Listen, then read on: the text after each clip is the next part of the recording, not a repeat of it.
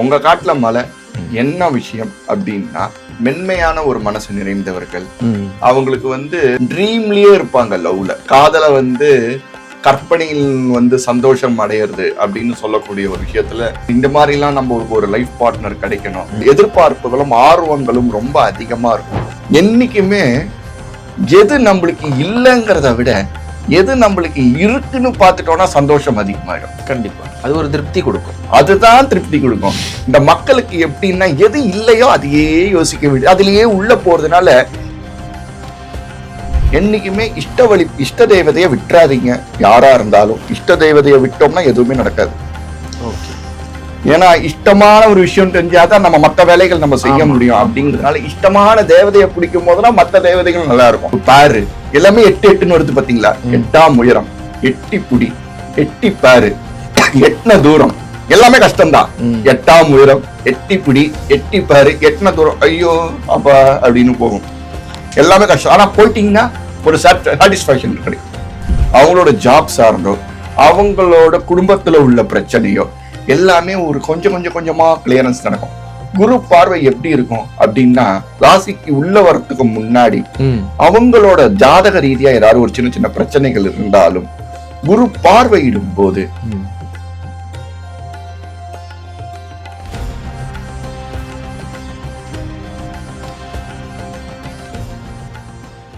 காலச்சக்கரத்தின் 7வது ராசியான துலாம் ராசி எப்படி இந்த வருஷம் ரிஷபத்துக்கு நல்லா இருக்குன்னு எல்லா ஜோதிடர்களும் சொன்னாங்களோ அதே மாதிரி துலாம் ராசிக்கும் அருமையா இருக்கும் அப்படின்னு சொன்னாங்க. அப்படியே 2026 துலாம் ராசிக்கு எப்படி இருக்கும்?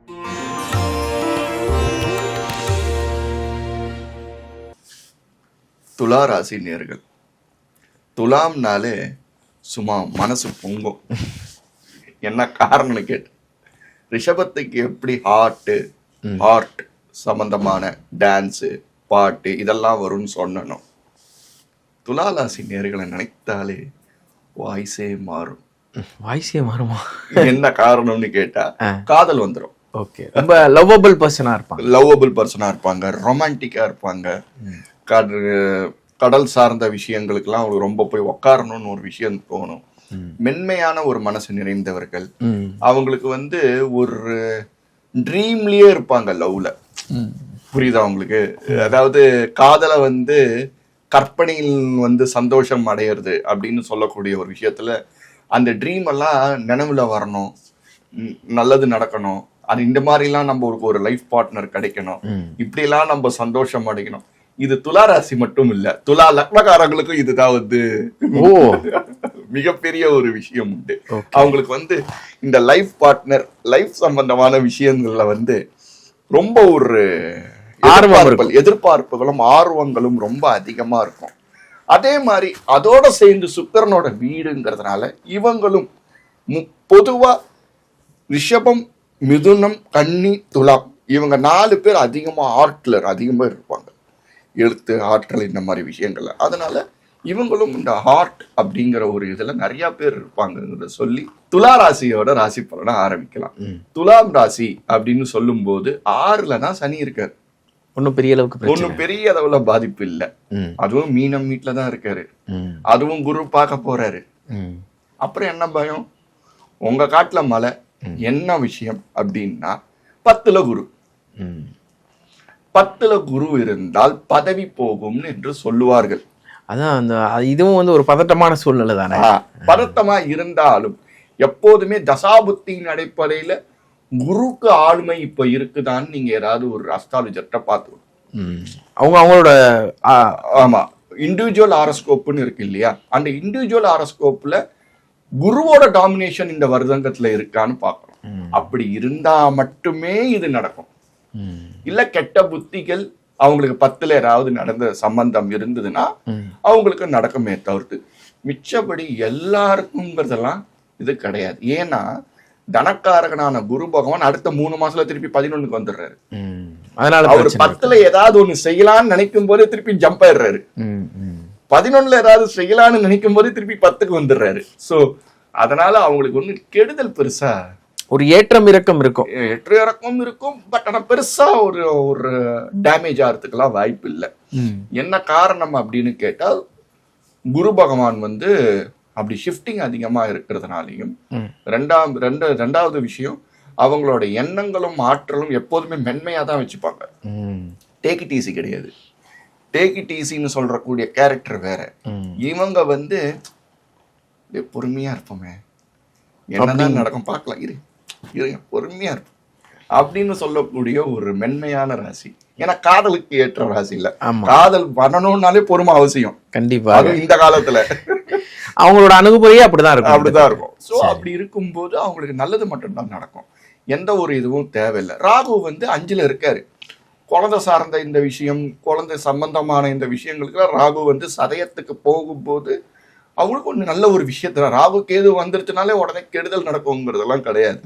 5ல இருக்கிற ராகு வந்து ஒரு சின்ன டிஸ்டர்பன்ஸை கொடுத்தாலும் நல்ல விஷயமா கூட நிறைய கொடுப்பாரு. ஓகே. சோ கேது வந்து 11ல தான் இருக்காரு. பிரச்சனை கிடையாது. 11ல என்ன கிரகம் வேணாலும் இருக்கலாம்னு ஒரு விதி சொல்லப்பட்டிருக்கு. ஓகே. சோ கேது 11ல இருக்கிறதுங்கிறது நல்லது. ஸோ 5ல் இருக்கிற ராகுவும் 11ல் இருக்கிற கேதுவும் நல்லது மாத்திரமே கொடுப்பாரு. ஸோ சனி பகவான் 6ல் இருக்கிறது பயந்துக்க வேண்டாம். 10ல் இருக்கிற குரு பகவான் கெடுதல் பண்ணாலும் திருப்பி ஷிஃப்ட் ஆயிடுவார், திருப்பி அப்படி போயிடுவார். ஸோ அதனால பயந்துக்க வேண்டாம். இவங்க நான் எப்படி வந்து ரிஷபராசிக்கு பெருமாள் வழிபாடு பண்ணா மகாலட்சுமி வந்துருவாங்கன்னு சொன்னீங்க. மிதுனத்துக்கும் கிட்டத்தட்ட அப்படிதான். மிதுனத்துக்கு வந்து லட்சுமி வழிபட்டா பெருமாள் வந்துருவாரு. இப்ப வந்து பெருமாள் திருப்பி இவங்க போட்டாங்கன்னா, ஏன்னா துலாம் வந்து சுக்கிரனோட வீடுங்கனால பெருமாளை திருப்பி இது பண்ணிட்டாங்கன்னா அவங்களுக்கு ஆட்டோமேட்டிக்கா லட்சுமி வந்துருவாங்க. நல்லதே நடக்கும். இந்த லட்சுமி வழிபாடு எப்படி பண்ணணும் அப்படின்னு கேட்டீங்கன்னா ஒண்ணுமே இல்லை. நம்ம அஷ்டலட்சுமி கோயிலுக்கு போயிட்டு வந்தாலே எல்லாமே நடக்கும். திருவாமியூர்ல இருக்கிற அஷ்டலட்சுமி கோயிலுக்கு போயினாலே மேல போய் நின்று அப்படி திரும்பி பார்த்தீங்கன்னா கடலோட சேர்ந்து சுவாமியை பார்க்கலாம். அதுக்கு ரொம்ப ஒரு நல்ல வைபோட வெள்ளிக்கிழமையில போனீங்கன்னா நல்லதே நடக்கும். ஓகே. அதனால இந்த மாதிரி ஒரு விஷயங்கள் நடந்துகிட்டே வரும்போது துளாராசி நேயர்களுக்கு நல்லது மட்டுமே நடக்கும் என்று சொல்லி துளாராசியோட ராசி பலனை முடிச்சுக்கிறேன். சரணம் பூனேஷ். அடுத்து வந்து 8வது இடத்துல இருக்கிற ராசி காலச்சக்கரத்துல விருச்சிக ராசி. இவங்களுக்கு இந்த 2026 புத்தாண்டு எப்படி இருக்க போகுது?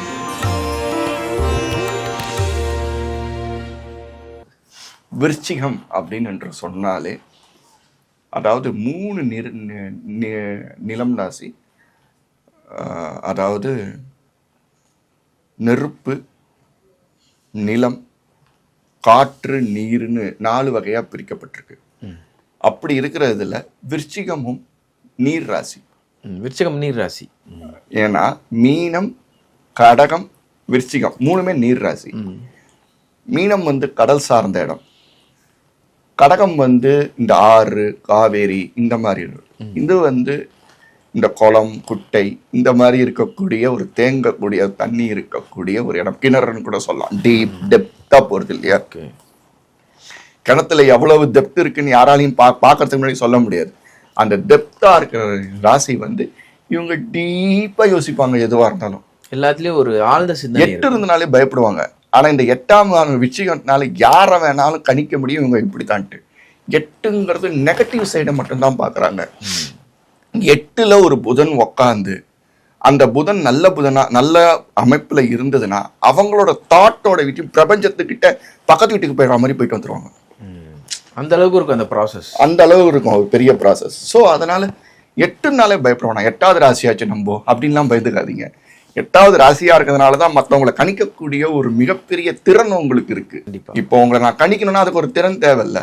அதுக்கு வந்து 8வது ராசியா இருக்கக்கூடிய அதுல இன்னும் ரொம்ப பெருசா சொல்லணும்னா காஞ்சி பெரியவரோட நட்சத்திரமே அங்கதான் இருக்கு. திருவோணம், அனுஷம். சரி, அனுஷம் அனுஷ நட்சத்திரம். காஞ்சி பெரியவரோட நட்சத்திரமே அங்கதான் இருக்கு. அனுஷ நட்சத்திரம்.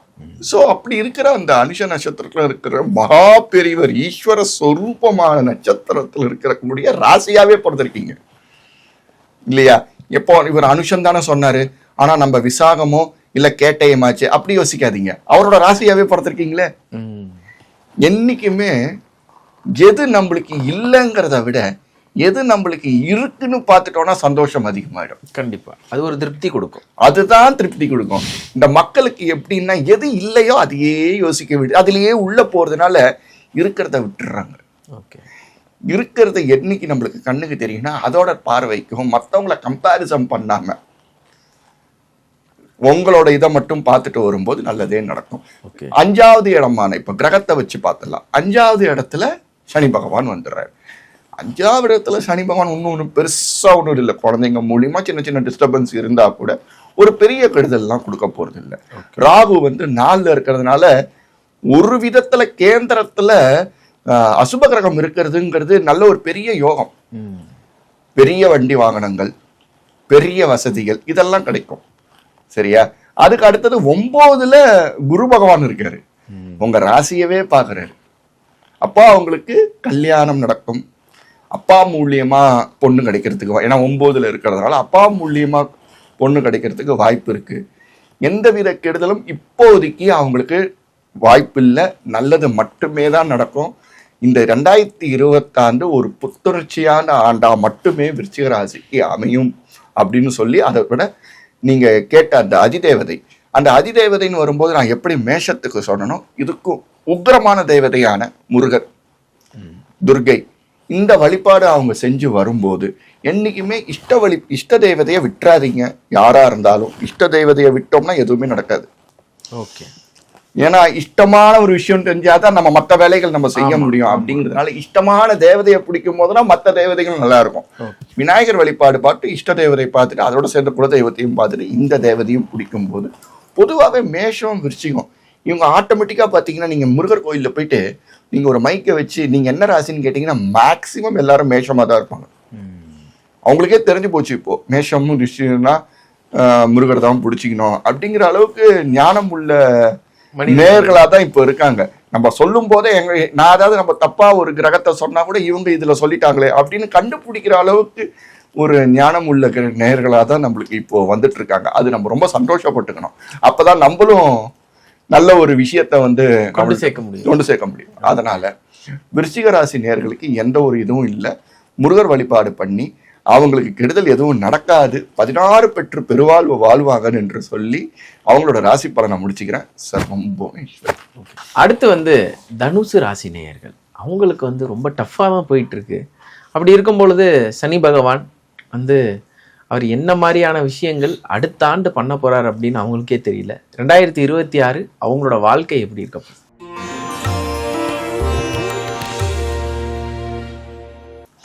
2026 அப்படின்னு சொல்லும் போதே 6 2 8 10 10 அப்படின்னு சொன்னாலே சூரியன் வந்துடுறாரு. அவருக்கு அந்த ஒளியே போதுமே. தனுசுக்கு 9 அப்படின்னு சொல்லக்கூடிய சிம்மாதிபதி 9ஆம் அதிபதி. சோ அவங்களுக்கு அதுவே ஒரு பெரிய ஒரு பிளஸ். சூரியன் நல்ல ஒரு ஒளிவட்டமா இருக்க போகுது அப்படின்னு சொல்லலாம். இந்த தனுசு ராசிக்கு இன்னொரு பெரிய மகிமை உண்டு. அது ஒரு மிகப்பெரிய கோபுர ராசி, கோயில் ராசி. அதாவது கும்பம்ங்கிறது ராசிங்கிறது கோபுரமா இருந்தாலும் தனுசுங்கிறது பக்தி நிறைந்த இந்த ஓமம், அதாவது நெருப்பு, நிலம், நீர், காற்றுன்னு சொன்னோம் பார்த்தீங்களா, அந்த மாதிரி இந்த ஓம குண்டங்கள் வருது பார்த்தீங்களா, நெருப்பு, அந்த நெருப்பு அதெல்லாம் வந்து தனுசு ராசி. பூஜை நடக்கக்கூடிய ஒரு உன்னதமான நெருப்பு இருக்கிற இடம் வந்து தனுசு ராசி. மிகப்பெரிய கோயில் ராசி. அதால தான் மேஷத்துல இருந்து 9ஆம் இடம் அதை கொடுத்துருக்காங்க. அதனால அவங்களும் எப்படி வந்து கடகராசி மென்மையானவங்கன்னு சொன்னோம், தனுசு ராசியும் ரொம்ப ஒரு தாய் நிறைந்த மக்கள். எப்படி அதுக்கு சொல்றேன் அப்படின்னா, கடகராசியில குரு உச்சம் அடைகிறார், அவரோட வீடு தானே தனுசு. அவங்க வந்து 9ஆம் இடம் வர மேஷராசியில பிறந்து மேஷ லக்னத்துல பிறந்து 9ஆம் இடம் குருவா இருந்தோம்னா அவங்க அப்பாவே ரொம்ப சாஃப்டா இருப்பாங்க, நல்ல பக்தியா இருப்பாங்க. இவங்களுக்கும் அதே மாதிரியான ஒரு இதுதான். ஆமா, அவங்களுக்கு ஒரு நல்ல ஒரு இவங்களுக்கு அந்த கேரக்டர் தான் இருக்கும். ஏன்னா அவங்க அந்த ராசியாவும் லக்னமாவும் பிறந்திருக்காங்களே.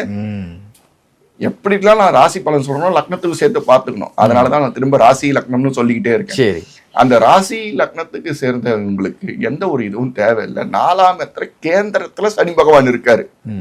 அம்மாக்கு பால், அம்மா வந்து எதுவும் இது இல்லாம பாகு இல்லாம பாத்துக்க வேண்டியது கடமை. ஏன்னா அவங்க அம்மாக்கு உடல்நிலை இல்லாம பாதிக்கப்படலாம். அதுவும் நான் திரும்ப சொல்றேன், சனி புத்தியோ அந்த 4ஆம் இடத்துல அவங்களுக்கு தனுசு ராசி அந்த 4ஆம் இடம் ரொம்ப பாதிக்கப்பட்டோ அந்த கட்டம் ஏதாவது ஒரு விரும்பு நிறைய கணக்கு இருக்கு. ஒரே ஒரு விஷயத்துல வச்சு நம்ம சொல்லிட முடியாது. உடனே சொல்லிடுவாங்க நான் நல்லா தான் இருக்கனே அப்படின்றவாங்க, நல்லா இருக்குமே சொல்லி. எல்லாமே அவங்களோட செல்ஃப் இண்டிவிஜுவல் ஜாதகத்தை வச்சு மட்டும்தான் ஒரு ராசி பலனை சொல்ல முடியுமே தவிர்த்து யாராலையுமே இதெல்லாம் வந்து ஒரு பொது பலன். ஒரு 10% 20% வேலை செய்யும். அந்த மாதிரி இருக்கும்போது தனுசு ராசி 4ஆம் இடத்துல சனி பகவான் இருக்கார். எந்த ஒரு பயமும் தேவையில்லை. அஷ்டமத்துல குரு, அது பெருசா சொல்ல முடியாது. அது அவங்களுக்கு ஒரு மிகப்பெரிய நல்லது இல்லை. இருந்தாலும் ஈஸ்வரோ ரக்ஷது அப்படின்னு சொல்லலாம். சர்வம் புவனேஸ்வரி அம்பாளோட பரிபூர்ண அனுகிரகத்துல அவங்க எண்ணங்களும் ஆற்றலும் அதிகமா இருந்ததுன்னா ராசியாதிபதி என்ன கஷ்டப்பட்டாலும் உங்களுக்கு நல்லது செய்வார். கண்டிப்பா. என்ன இருந்தாலும் உங்களுக்கு ராசியாதிபதி குரு பகவான் அவங்களுக்கு ராசியாதிபதி தான். ஆமா. லக்னாதிபதியா இருந்தாலும் லக்னாதிபதி. அப்புறம் எப்படி கெடுதல் செய்வாரு? செய்ய மாட்டார். என்னனால 8ல இருக்காரு. அந்த 8ல இருக்கிறத ரொம்ப கெடுதலான்னு நினைக்காம அந்த 8ஆம் இடத்த அதிர்ஷ்டம் நம்மளுக்கு வரப்போகுது. 8ஆம் உயரம், எட்டி பிடிக்கும், எட்டி பாரு, எல்லாமே 8 வருது பாத்தீங்களா? 8ஆம் உயரம், எட்டி புடி, எட்டி பாரு, எட்டின தூரம், எல்லாமே கஷ்டம்தான். 8ஆம் உயரம், எட்டி பிடி, எட்டி பாரு, எட்டின தூரம், ஐயோ அப்பா அப்படின்னு போகும். எல்லாமே கஷ்டம். ஆனா போயிட்டீங்கன்னா ஒரு சாட்டிஸ்பாக்சன் கிடைக்கும், ஒரு வெற்றி கிடைக்கும். ஒரு வெற்றி கிடைக்கும். அந்த கடினத்துக்கு மீறி ஒரு வெற்றி கிடைக்கக்கூடிய ஒரு ராசி கட்டத்துல குரு பகவான் இருக்குங்கிறதே உங்க மிகப்பெரிய வெற்றி தானே. கண்டிப்பா. அதே மாதிரி அவங்களுக்கு ரொம்ப ஒரு ஊக்கமா இருக்கும்னு நினைக்கிறேன் வார்த்தைகள். அம்பாலோட பரிபூர்ண அனுகிரகத்துல ராகு வந்து 3ல இருக்கார். பயப்பட வேண்டாம். 3ல இருக்கிற ராகு வந்து கும்பத்துல இருந்தா கூட 3ல இருக்கிற ராகு பெருசா பயந்துக்க வேண்டாம். சோ அதுக்கடுத்து 9ல கேது. அப்பா கஷேத்திரத்துக்கு போதும், அந்த மாதிரியான ஒரு நல்லது நடக்கிறதுக்கு அப்பாவுக்கு சின்ன சின்ன உடல். என்னைக்குமே ராகு லெவலுக்கு கெடுதல் செய்ய மாட்டார். கேது வந்து ஒரு சன்னியாச கிரகம்னு நான் நிறைய இதுல சொல்லியிருக்கேன். அவர் ஒரு ஒளிப்பறிந்தவர். ராகு இருட்டு பண்ணுவாரு. கேது வந்து ஆரஞ்சு கலந்த ஒரு செவ்நிறத்துல ஒரு வெளிச்சத்தை கொடுப்பாருங்கிறதுனால அவர் மிகப்பெரிய சித்தர் கிரகம். அதனால 9ல இருக்கிற கேது மிகப்பெரிய கெடுதல் தான் செய்ய மாட்டார். சோ நல்லதே நடக்கும். அப்படி தனுசு ராசிக்கு, தனுசு ராசியும் நல்லதே நடக்கும் என்று சொல்லி தனுசு ராசி நேயர்களுக்கு என்ன வழிபாடு பண்ணலாம் அப்படின்னா சிவ வழிபாடு பண்ணலாம். தனுசுக்கும் சிவ வழிபாடு பண்ணலாம். அதே மாதிரி எல்லா குரு கோயிலுக்கும் போகலாம். குரு கோயிலுக்கு போகும்போது அவங்களுக்கு நார்மலாவே அது அதிதேவதை ஆயிடும், நல்லதே நடக்கும். ஸோ தனுசு ராசி நேயர்களுக்கு சிவ வழிபாடும் அதோட சேர்ந்த குரு, அவங்களோட குரு யாராவது இருப்பாங்கல்ல, யாராவது டீச்சர் இல்லைன்னா வந்து வித்தை கத்துக்கக்கூடிய ஒரு இடங்கள், அவங்களுக்கும் ஒரு மரியாதை செலுத்துறதுனால அவங்களுக்கு நல்ல ஒரு பேட்டரி, லோல இருக்கிற பேட்டரியும் திருப்பி சார்ஜபிள் ஆகும் என்று சொல்லி தனுசு ராசி நேயர்களுக்கு 16 பெற்று பெருவாழ்வு வாழும் என்று சொல்லி இந்த ராசியோட விஷயத்தை முடிச்சுக்கிற சர்வம் புவனேஸ்வரி. அடுத்ததா வந்து மகர ராசி. மகர ராசியும் ஒரு இக்கட்டான சூழ்நிலையில தான் அவங்க பயணிச்சுக்கிட்டு இருக்காங்க. அப்படி இருக்கும்போது இந்த 2026 அவங்களுக்கு எப்படி இருக்கும்? அவங்கதான் அந்த இக்கட்டான சூழ்நிலையில இருந்து பொதுவா இப்ப கைண்டிட்டு வர்றாங்களே, மெல்லமா வெளியில வந்துட்டு இருக்காங்க. என்ன காரணம் அப்படின்னா அவங்களோட ராசியாதிபதி அவங்களுக்கு 3ஆம் இடத்துல போயிட்டாங்க. பொதுவாவே சனி அதாவது இந்த அசுப கிரகமான எல்லா கிரகங்களும் 3, 6, 10, 11 ஒரு மாதிரி ஒரு நல்ல இடத்துல இருக்கும்போது மிகப்பெரிய கெடுதல் செய்யாதுன்றது ஒரு விதி ஒண்ணு இருக்கு. அப்படி இருக்கிற கட்டத்துல அவங்க 3ஆம் இடத்துல சனி வந்து மீனத்துலதான் இருக்காரு. சோ அது கெடுதல் செய்யாது. ஜூனுக்கு மேல குரு பகவான் அவங்க ராசியே பார்க்க போறாங்க. அதனால நல்லா குரு பார்வை கவசம் சொல்லிட்டேனே, கோடி நன்மைங்கிற கோடி நன்மை. என்ன பயம்? அவங்க காட்டுல மலை, அவங்க நல்லது மட்டும்தான் நடக்க போகுது. என்னென்ன விஷயங்கள் சார் அப்படி அவங்களோட ஜாப் சார்ந்தோ அவங்களோட குடும்பத்துல உள்ள பிரச்சனையோ எல்லாமே ஒரு கொஞ்சமா கிளியரன்ஸ் நடக்கும். குரு பார்வை எப்படி இருக்கும் அப்படின்னா, அவர் குரு ராசிக்கு உள்ள வரத்துக்கு முன்னாடி அவங்களோட ஜாதக ரீதியா ஏதாவது ஒரு சின்ன பிரச்சனைகள் இருந்தாலும் குரு பார்வையிடும் போது அப்படியே கொஞ்சமா வெளிச்சம் கொடுக்குற மாதிரி அப்படியே விலகி ரொம்ப தூரம் ஓடின பிறகு அப்படின்னு ஒரு மூச்சு வாங்கும்ல, இருட்டா இருக்க இடத்துல கொஞ்சமா ஒளி வரும்போது ஒரு நிம்மதி கிடைக்கும்ல, அந்த ஒளி பெருசாயிட்டே இருந்தா இன்னும் கொஞ்சம் நிம்மதி கிடைக்கும்ல. சன்லைட்டு மார்னிங் நம்ம உதயம் பெறும்போது எவ்வளவு பீச்ல நம்ம பார்க்கும்போது ஒரு சந்தோஷம், அதுதானே ஒரு ஒளி, அந்த ஒரு சந்தோஷம் கிடைக்குது இல்லையா? அந்த ஒரு விஷயங்கள் வந்து குரு பகவான் வந்து கொடுப்பாரு அவங்களுக்கு. மகர ராசி அது வந்து அதுவே கர்மகாரகனா இருக்கிறதுனால மகர ராசி நேர்களே ஒரு நல்ல நேர்களா தான் இருப்பாங்க. கண்டிப்பா. கர்மத்தை தாங்குறவங்களாகவும் கர்மா விஷயங்களை வந்து பயந்து செய்யறவங்களாகவும் நல்ல ஒரு எண்ணத்தை ஆற்றுள்ளவங்களாகவும் இருப்பாங்க. இவங்க என்ன பண்ணலாம் அப்படின்னு கேட்டா, ஊர் எல்லை தெய்வங்கள், எல்லசாமி யாரா வேணா வேண்டலாம். மாரியம்மன்லாம் சனி பகவானுக்கு பயங்கரமா வேலை செய்யும். மாரியம்மன், திருவேற்காடு மாரியம்மன், அதுக்கப்புறம் சமயபுரம் மாரியம்மன், அதுக்கப்புறம் கருப்பணசாமி, ஐயனாரு, யார வேணாலும் வேண்டலாம். இது கலந்த ஈஸ்வரனையும் வேண்டலாங்கிறது மகர ராசிக்கு உண்டு. ஆனா இதுதான் ஃபர்ஸ்ட் பிரதானம். இத அவங்க வேண்டி வரும்போது அவங்களுக்கு 16 பெற்று பெருவாழ்வு வாழும் என்று சொல்லி, மகர ராசி நேயர்களுக்கு நல்லது மட்டுமே நடக்கும் என்று சொல்லி, என்னோட அம்பாளோட பரிபூர்ணம் கிடைக்கட்டும் சொல்லி முடிச்சுக்கிறேன் இந்த ராசி பலனை. சர்வம் புவனேஸ்வர்.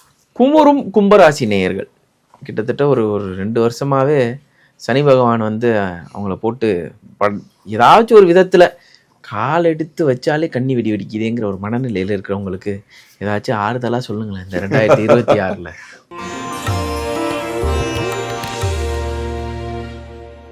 கும்பத்தில் இருக்கும் கும்பராசினியர்கள். ஏன் அது கும்பராசி அப்படின்னா, மேஷத்துல இருந்து 11ஆம் இடம், காலபுருஷ தத்துவத்துக்கு அது பல லாபத்தை கொடுக்குற இடமா 11வது இடம். அதனாலதான் கும்பராசி. அவங்க வந்து மேல் நோக்கி தான் இருப்பாங்க. கும்பத்துல என்ன இருக்கும் யாருக்குமே கண்டுபிடிக்க முடியாது. ஒரு கலசம் வச்சோம்னா கும்பத்துல தண்ணி இருக்கா, இல்லைன்னா வந்து வேற ஏதாவது போட்டு வச்சிருக்காங்களா, இல்லைன்னா வந்து பெருமாள் தண்ணிக்கு சம்பந்தமான அந்த மாதிரி விஷயம் போட்டு வச்சிருக்காங்களா, அதுல என்ன இருக்குன்னே தெரியாது, அரிசி போட்டு வச்சிருக்காங்க, யாருக்குமே தெரியாது. அந்த மாதிரி அவங்க மனசுல இருக்கிறத அவங்களே சொன்னாதான் உண்டு. உள்ளுக்குள்ளேயே வச்சிருப்பாங்க. ஆனா ஒரு தைரியமான ராசி, மற்றவங்களை கால்குலேட் பண்ணக்கூடிய ஒரு மிகப்பெரிய ராசி. எப்படி நான் வந்து மிதுனத்துக்கு சொன்னனும் அந்த மாதிரி இவங்களும் வந்து ஒரு ஈஸியா மற்றவங்களை ஈஸியா கணிச்சிருவாங்க. ஸோ அந்த கும்பராசி நேயர்களுக்கு எந்தவித கும்பத்துல இருக்கிறதுனால, அவங்களே அப்ப கும்பத்துல இருக்காங்கன்னு அர்த்தம். கும்பத்துல இருக்கிறதுனால நல்லது மட்டுமே தான் நடக்கும். ஓகே, சரி, இந்த நல்லது மட்டும் நடக்கும்னு மனசுல நல்ல கிடகாத்திரமா வச்சுக்கோங்க. இப்ப சொல்ல போறத கேட்டுங்க. அது எப்ப நடக்குங்கிறத அதுதான் சொல்றேன். நல்லது நடக்குங்கிறத கிடகாத்திரமா வச்சுக்கோங்க. ஏன் அதை திரும்ப திரும்ப சொல்றேன்னா, கெடுதலே நடந்தாலும் நல்லது மட்டும் தான் நடக்கும். அந்த எண்ணங்கள் இருக்குதுன்னா அந்த எண்ணங்கள் தான் ஃபர்ஸ்ட் பிரதானம். ஸோ அதனால எண்ணத்தை நல்லா இதுவா வச்சுக்கோங்க. என்ன இருந்தாலும் சனி பகவான் வந்துட்டாரு, பின்னாடியே இருட்டுக்கு ராசியான ராகு பகவான் வந்துட்டாரு. கரெக்ட்.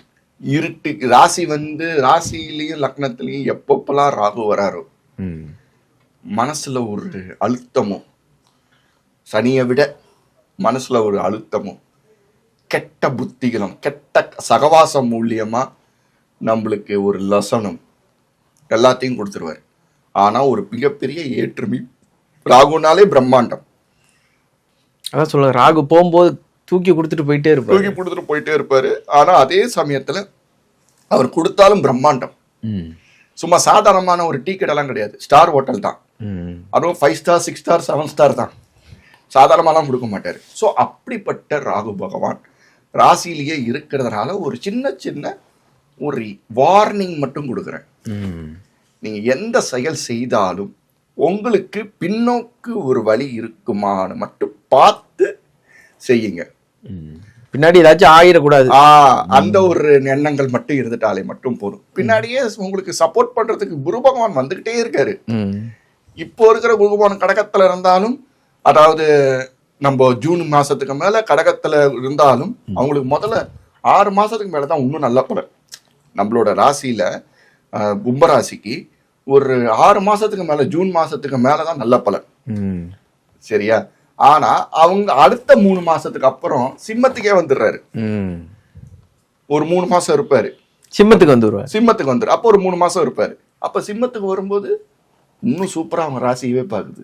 எப்படி மகரத்துக்கு சொல்லணும், அவங்களுக்கு அது நல்லது நடக்க போகுது கண்டிப்பா. சோ அப்படி இருக்கிறதுனால அது 7ஆம் பார்வையா பார்க்கும், 11ஆம் இடத்தை லாபஸ்தான அதிபதி லாபஸ்தானத்தையே பார்க்கும், லாபத்தையும் கொட்டி தீர்த்துரும் கண்டிப்பா. சோ சனி பகவான் வந்து 2ல தான் இருக்காரு. ஆனா ராசியாதிபதியை பாக்குறாரு குரு பகவானு கடகத்துல இருந்து. ஸோ அதுவும் மிகப்பெரிய கெடுதல் இல்லை. எண்ணமும் மகரம் கும்பம் இவங்க வந்து ரொம்ப தர்மத்தை கடைப்பிடிக்கிற ஒரு கேரக்டர். அப்படி இல்லைனாலும் பிடிச்சிட்டீங்க அப்படின்னா உங்களுக்கு நல்லது மட்டும்தான் நடக்கும். ஓகே. ஸோ அதனால இந்த ஒரு விஷயத்தை மட்டும் பிடிச்சிட்டு, இவங்களும் ஒரு எல்லை தெய்வமான கிராமத்து தேவதையான மாரியம்மன், கருப்பணசாமி உள்ள காவல் தெய்வங்கள் எல்லாரையும் வேண்டிட்டு சிவனும் இவங்க வேண்டிக்கலாம். இந்த மாதிரி தெய்வங்களை வந்து வணங்கும் போது அவங்களுக்கு நல்லதே என்று சொல்லி இவங்களுக்கும் 14 பெற்று பெருவாழ்வு வாழணும் அப்படின்னு சொல்லி என்னோட எல்லாம் வல்ல என்ன புவனேஸ்வரி தாயை வேண்டிட்டு இந்த ராசி பலனை முடிச்சுக்கிறேன். சர்வம் புவனேஸ்வரி. அடுத்து வந்து 12வது ராசி, கடைசி ராசியான மீன ராசி. பாதத்தில் வச்சிருக்கீங்களே சனியை கொண்டு போய் அப்படின்னு ரொம்ப வருத்தத்தோட தங்களோட வாழ்க்கையை நகர்த்திட்டு இருக்காங்க. மீனம் அப்படின்னா மீன், அதான் அவங்களோட சிம்பிள். அப்படி வேகமாக ஓடக்கூடியவர்கள் ஸ்லோ மோஷன்லேயே இருக்கிறாங்க. எப்போ வந்து அவங்க அந்த வேகத்துக்கு பழைய வேகத்துக்கு வர போகிறாங்க 2026 அது நடக்குமா?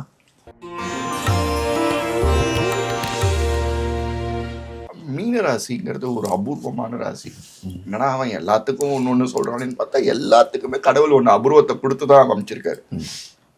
மோட்சத்தை கொடுக்கக்கூடிய ஒரு மிகப்பெரிய ராசி. காலபுருஷ தத்துவத்துக்கு 12 இல்லையா, மோட்சம் இல்லையா.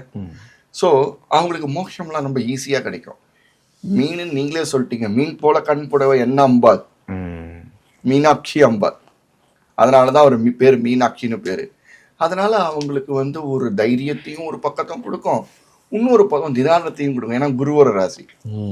ஸோ அதனால அவங்களுக்கு நல்ல ஒரு நிதானத்தையும் கொடுக்கக்கூடிய ஒரு மீனராசி நேயர்களுக்கு ராசியிலேயே ஜென்ம சனி போயிட்டு இருக்கு. அதுதான் என்ன இருந்தா என்ன, குரு பகவான் தான் 9ஆம் பார்வையா பார்க்க போறாரு. அந்த ஒரு 3 மாசம் இவ்வளவு தூரம் அடிச்சிட்டாங்களாப்பா, இப்பவே கண்ணை கட்டுது, அந்த நிலைதான், அந்த ஒரு மனநிலையிலேருந்து அப்படிங்கிற ஒரு நிலையில அவங்க சரியாயிடுவாங்க. வடிவேல் சொல்ற மாதிரி அந்த ஒரு ரிலாக்ஸ், வடிவேல் சார் சொல்ற மாதிரி அந்த ஒரு ரிலாக்ஸேஷன் அவங்களுக்கு கண்டிப்பா இந்த ஒரு 3 மாசம் நல்லா கண்டிப்பா நடக்க போகுது. அதுக்கு திருப்பி ஒன்று அடுத்த ஒரு 3 மாசம் கழிச்சு ஆகஸ்ட்ல போகும்போது சின்ன சின்ன இது இருக்கலாம். அதுக்கப்புறம் திருப்பி அவர் கடகத்துக்கு வரும்போது திருப்பி அந்த இது கடக வரதான் போகுது. மிதுனத்துக்கு போகும்போது திருப்பி கடகத்துக்கு வந்துருவாரு. ஓரளவுக்கு இந்த வருஷம் தப்பிச்சு ஏப்பா கொஞ்சம் தூரம் வரலாமா, மூச்சு வாங்கிக்கிறேன்ப்பா, இப்ப கொஞ்சம் தூரம் வரலாமா, அந்த 3 மாச கேப் அடி போறோம் இறங்குறோம் அந்த மாதிரி ஒரு நிலை இருக்கும். அப்படியே அடுத்தது போயிட்டோம்னா அடுத்து 2027 பிறந்துடும். அதுக்கப்புறம் அவங்களுக்கு ஜென்ம சனியே மாறி பாத சனிக்கு போயிடும். மிகப்பெரிய ஒரு நிறைவையும் அவங்க வந்து பெற்று நல்லது நடக்கக்கூடிய ஒரு இடம். அது தவிர நான் உங்களுக்கு வந்து ராகு பகவான் 12ல இருக்காரு. இந்த வருஷ கடைசியில 11க்கு போறாரு. அது மிகப்பெரிய விஷயமாச்சே. 11ல ராகு வருதுங்கிறது ஒரு மிகப்பெரிய விஷயமாச்சே. ஓகே இல்லையா? கண்டிப்பா. 11ல ராகுவும் 5ல கேதுவும் ஞானத்தை அதிகமா கொடுத்துருவாரு. ஞானக்காரகன் வேற கேது. ஸோ அது நல்லதையே கொடுக்க போறாரு. நல்ல எண்ணங்களையும் நல்ல ஆற்றலையும் நல்ல ஒரு புத்திசாலித்தனத்தையும் நல்ல ஒரு பக்தியையும் ஆன்மீக திறனையும் வைத்துக் கொண்டிருக்கிற மீனராசினியர்கள் பயப்படவே தேவையில்லை. இவங்களுக்கு ஆற்றலாயே அதிகமா இருக்கும். இதெல்லாம் ஸ்ட்ராங்கா இருக்க போறாங்க. தனுசு மீனம் ரெண்டுமே இவங்களுக்கு அதிகமா இருக்கும். இந்த பக்தி நிறைந்த ஒரு ராசியா இருப்பாங்க. ஸோ அவங்களுக்கு அது ஒரு பெரிய விஷயம் இல்லை. நீர் தானேங்க, கடல் தானே.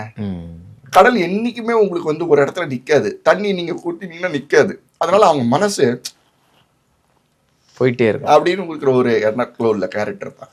இவங்க வந்து சிவ வழிபாடு, சிவனுக்கு நல்லக்கூடிய ஒரு விஷயங்களையும், அதே மாதிரி எப்படி தனுசுக்கு சொல்லணும் அவங்களோட ஆசிரியர் இல்லைன்னா நல்ல குரு பகவானோட அனுஷ்டானத்துக்கு போய் வரும்போது மீனராசிக்காரர்களுக்கு நல்லது மட்டுமே நடக்கும். 16 பெற்று பெருவாழ்வு வாழணும் இந்த 12 ராசியும் அப்படின்னு சொல்லி இந்த மீனராசியோட ராசி பலனையும் முடிச்சுக்கிறேன். சர்வம் புவனேஸ்வரி. 12 ராசிக்கும் அற்புதமாக எந்த இடத்துலையுமே நெகட்டிவாக இல்லாமல் அவங்க எந்த தெய்வத்தை பிடிச்சுக்கணும் அப்படிங்கிற வரைக்கும் சொல்லியிருக்கீங்க.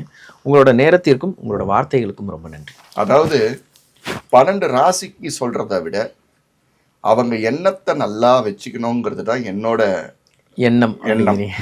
அந்த எண்ணத்தை நல்லா வச்சுக்கும் போது நான் ராசி பலன் இல்லை, அந்த பிரம்மாவே வந்து உங்களுக்கு ராசி பலன் சொன்னாலும் உங்கள் எண்ணம் நல்லா இருந்ததுன்னா நல்லது மட்டும்தான் நடக்கும். அம்பாலோட பரிபூர்ண ஆசீர்வாதமும் உங்களோட ஒவ்வொரு சுபாவத்துக்கும் ஒரு சிச்சுவேஷன், அதாவது உங்களோட செயலுக்கும் என்னோட அம்பாலான புவனேஸ்வரி உங்க கூடவே இருந்து 2026 சூரியனோட நம்பரான ஒளி உங்களுக்கு கிடைத்து எல்லா ஒளியும் நல்ல ஒளியாக கிடைத்து கெட்ட ஒளிய கதிர்வீச்சு இல்லாமல் எல்லா வளமும் பெற்று 16 பெற்று பெருவாழ்வு வாழ்ந்து சந்தோஷமா எப்போதும் இருக்கணுங்கிறது என்னோட அம்பாலோட ஆசீர்வாதம் உங்களுக்கு எப்போவே கிட்டட்டும். ஸ்ரீமாதா ஆயுள் தேகி தனன் தேகி வித்யான் தேகி மாகேஸ்வரி சமஸ்த அகிலம் தேகி தேகி மே புவனேஸ்வரி. சர்வம் புவனேஸ்வரி.